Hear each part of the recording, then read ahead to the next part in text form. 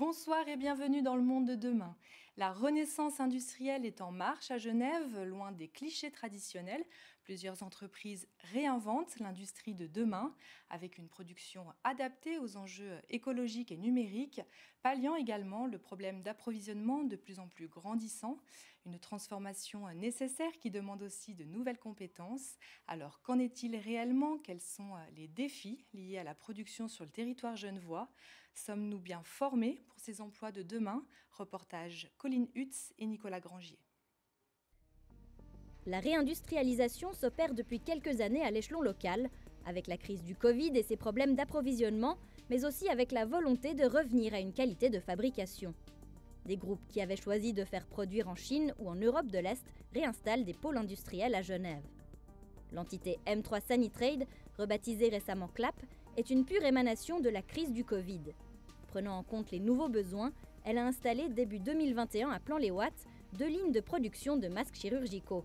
Sa capacité, 35 millions d'unités par an. Une autonomie très stratégique selon son directeur général. Il y a quand même un certain nombre de produits de première nécessité qui sont importés à hauteur de 90%. La crise Covid a mis en valeur notamment le besoin en termes de masques. Pour une population qui en a besoin au quotidien, on parle surtout des soignants, le parti a été pris de se dire on intègre le recyclage dans notre modèle. Donc aujourd'hui, on maîtrise la création de notre matière première, la fabrication du produit qui est le masque, sa collecte et son recyclage. Pour rentabiliser l'opération, CLAP doit limiter ses coûts de main-d'œuvre par de l'automatisation. Mais elle a tout de même besoin de personnel qu'elle emploie notamment dans son centre de recherche et développement. Il faut créer de la valeur quand on réindustrialise et créer de la valeur, c'est créer de l'innovation. Donc pour nous, la recherche et développement fait partie intégrante de ce type de problématique. Il faut quand même que nous, en tant qu'industriels, on fasse un travail pour avoir les prix qui soient les plus compétitifs possibles. C'est pour ça qu'on a investi sur des machines qui sont très automatisées, mais l'idée, ce n'est pas de ne pas embaucher, mais d'embaucher des compétences à valeur ajoutée. Même avec la fin progressive de la pandémie, ce principe d'approvisionnement direct pour le monde médical et ses valeurs d'économie circulaire rendent le concept gagnant pour tous. On est nouveau dans un cercle vertueux puisque plus il y aura de gens qui achèteront du local, plus on fera de volume. Et le principe de l'industrie, c'est plus vous faites de volume, moins vous êtes cher.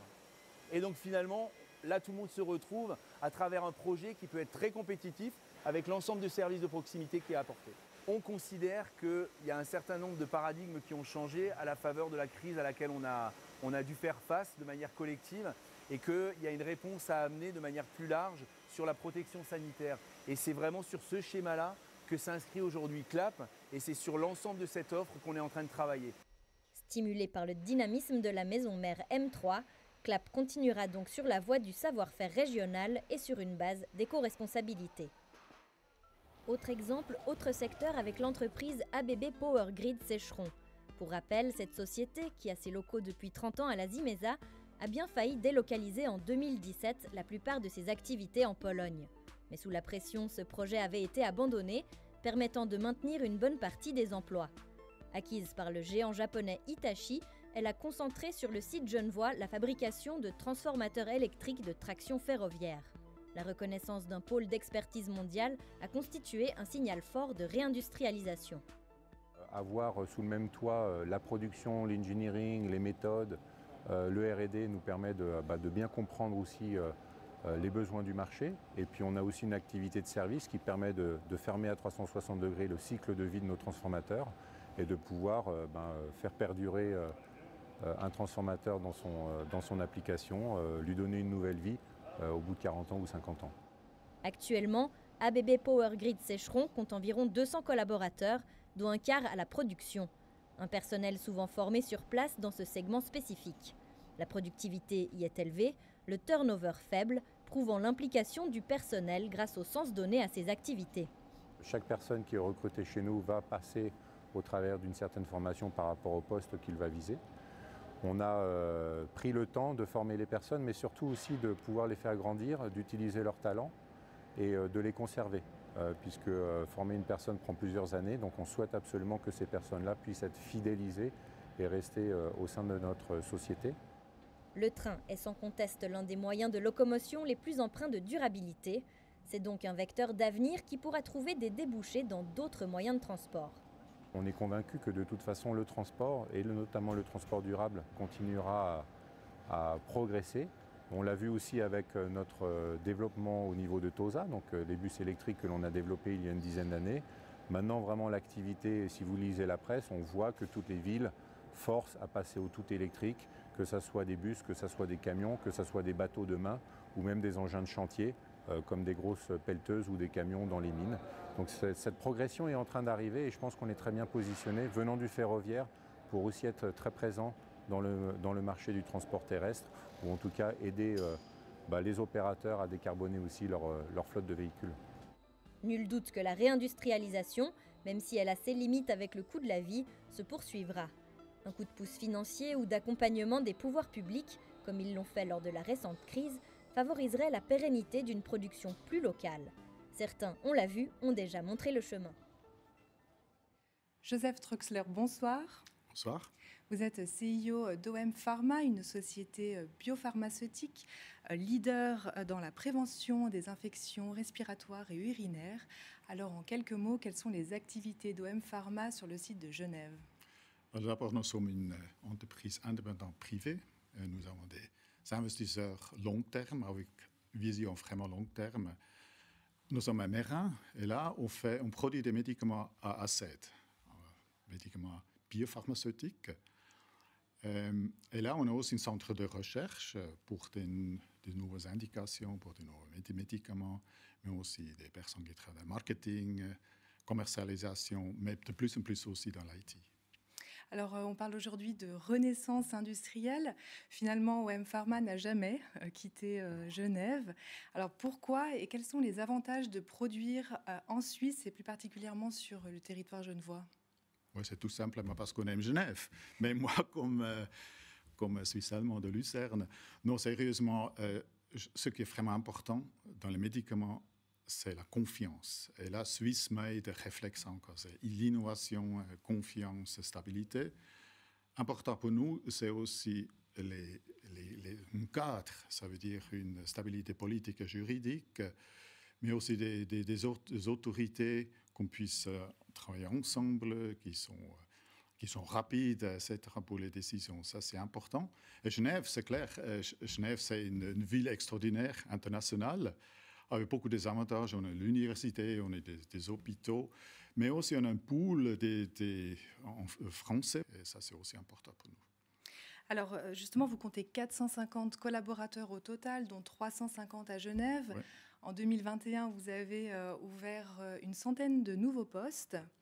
Est-ce que c'est un défi de trouver des compétences dans votre industrie? C'est vraiment un défi, oui.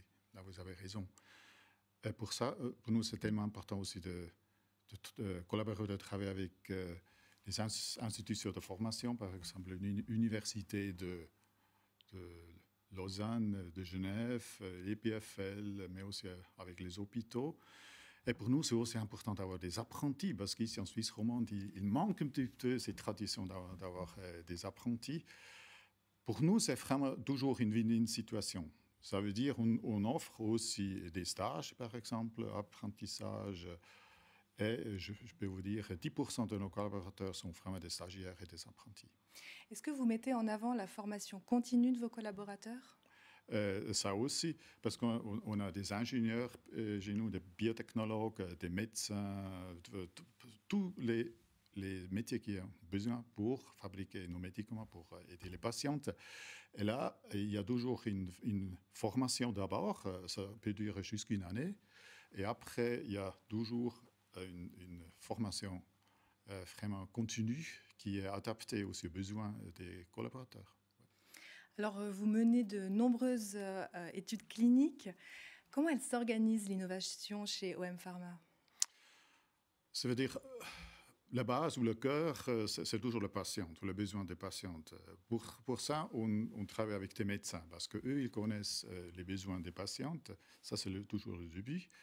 Et après, l'autre côté, on a la recherche préclinique. Par exemple, on travaille avec des lysates de bactéries qui disent qu'il y a vraiment une fonction antivirale, par exemple, immunomodulateur. Et après, pour ça, on a trouvé vraiment un médicament ou le projet pour un médicament contre l'asthme, prévention de l'asthme Alors d'abord, il y a toujours le patient, le médecin, et après la recherche, et tout ensemble, on trouve après un médicament une solution. Alors vous avez prévu d'investir 250 millions de francs dans les prochaines années. Pour quel projet ? Ce sont plusieurs projets. D'abord à Meyrin, c'est vraiment notre idée d'investir là-bas, dans la biotechnologie, centre de biotech.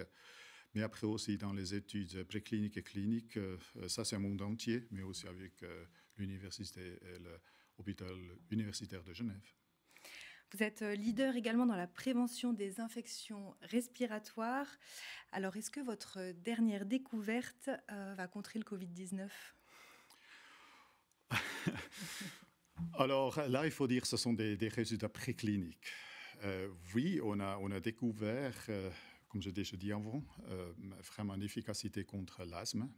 Et là, c'est notre rêve. C'est notre rêve que les enfants aient moins de l'asthme. Mais on a aussi découvert que le médicament peut fermer la porte contre le virus. Ça veut dire qu'il ne peut plus entrer dans le corps humain. Mais là, il faut encore maintenant des études cliniques, c'est vraiment des études précliniques. Joseph Troxler, merci beaucoup. Merci beaucoup à vous.